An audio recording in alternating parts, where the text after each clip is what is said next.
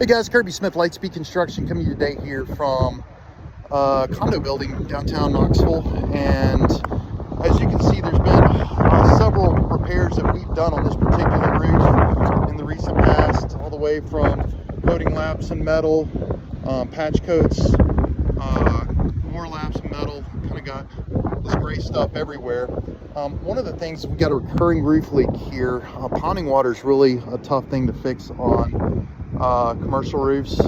And one of the other things that we're sort of experiencing is that every single time we step up here, there seems to be some sort of a new gash in the roof. Being told that this particular most recent roof leak might be coming from right here. Here's a new gash that we're just locating.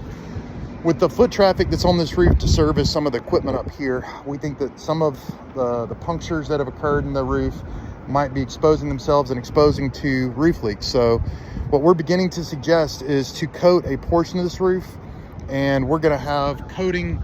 Our suggestion is from here over to about where that bollard is, over to the wall.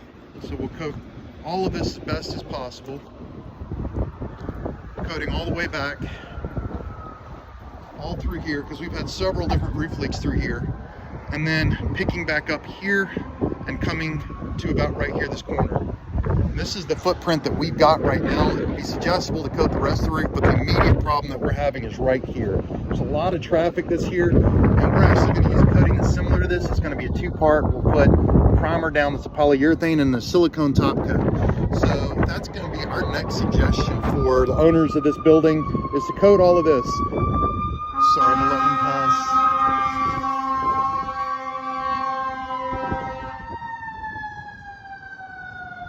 We will have to pull up the track pads, so all of these will have to come up to coat. So these are going to come up, and then we will pressure wash this section and clean it as best as possible. All this will be cleaned, and then we will two-part coat it, as I've mentioned. If there's still issues, one of the possibilities for a leak is going to be holes in the walls.